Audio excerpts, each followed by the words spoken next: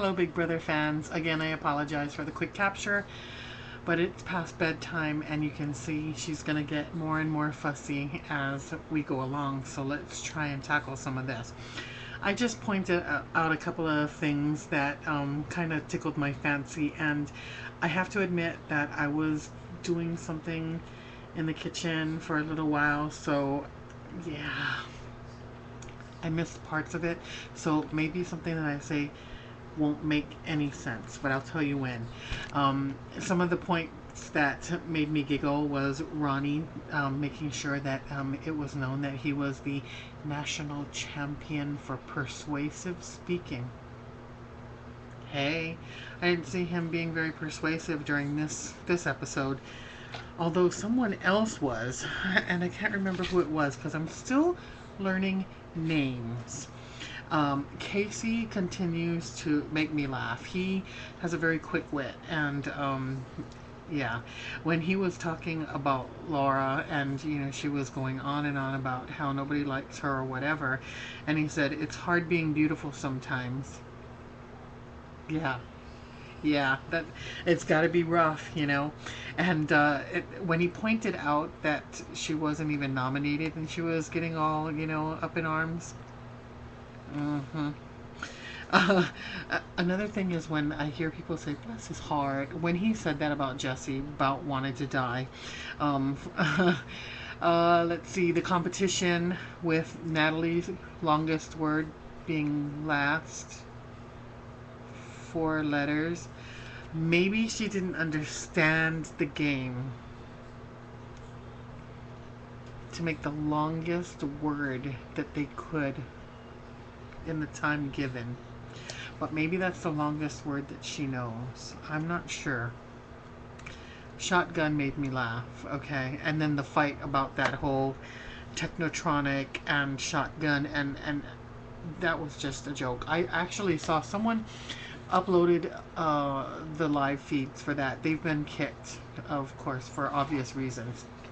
But this kid was loading up so many feeds, and that fight went on for quite some time. It was really interesting, actually, to watch it all happen. So to see the behind the scenes, or not the behind the scenes, but to see Jeff's, that was Jeff, right? No, Russell. To see Russell plan for calling Jeff out and exposing him to be someone not to be trustworthy, it kind of backfired, don't you think? I don't know, to me it just seemed like if I didn't know what was going on, I'd be thinking, wow, what an asshole, and they're from the same clique. One would assume you should at least have something of togetherness in a clique, but I don't know.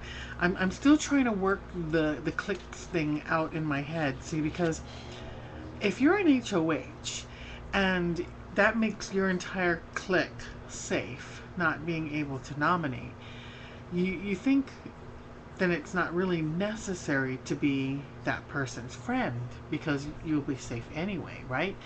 But really, you have to think at some point everyone's going to be broken up because one clique is going to have more people than another clique. A clique might probably be decimated altogether. And I mean, always expect the unexpected. They're not thinking that through. At least Jeff isn't. He's totally isolating himself from his clique and all of that fun stuff.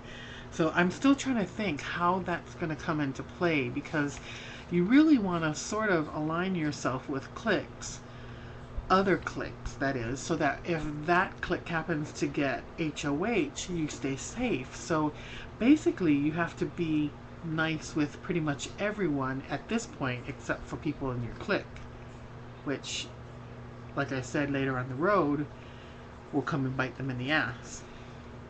Anyhow,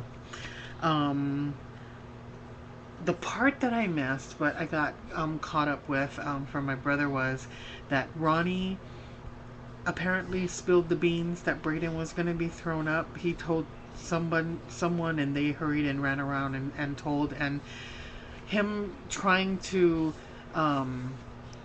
persuade Russell that he wasn't the one that did it was not very convincing for a national champion of persuasive speaking.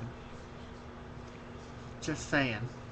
And not very brainy, if you ask me. I mean, some of the things, like, you know, they were given that task on Sunday to do, they're really not that smart. They talk a lot about being smart, but I don't see the smartness coming into play. I don't see how they're using that to their advantage.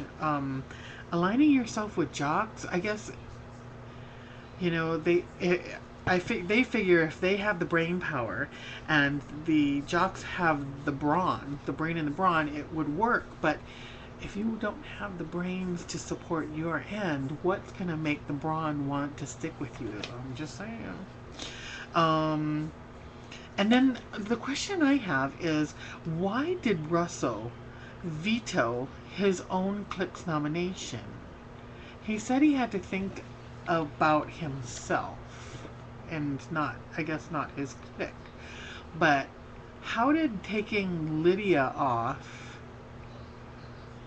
solidify him? I mean, I don't know. I don't get that. Anybody watching behind the scenes know the answer to that one?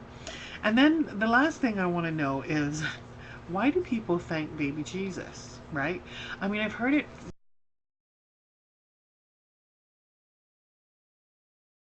for years. One nephew got bitten in the face by a dog. And his brother, who was a year older than him, was telling me the story, and that, you know, that he was safe, and thank baby Jesus. And he was just a little guy saying this, you know. Now he's graduated and he's older now.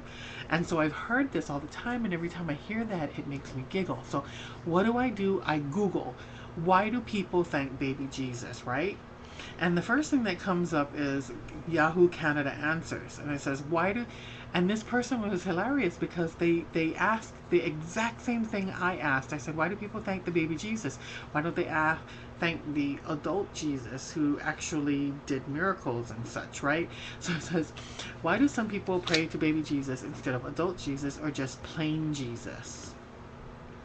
If anyone knows the answer to that one, I'd love to hear it. I know it's totally off topic, but yeah, that's all I got for you guys tonight. Have a good one, and we'll see you Thursday. Bye-bye.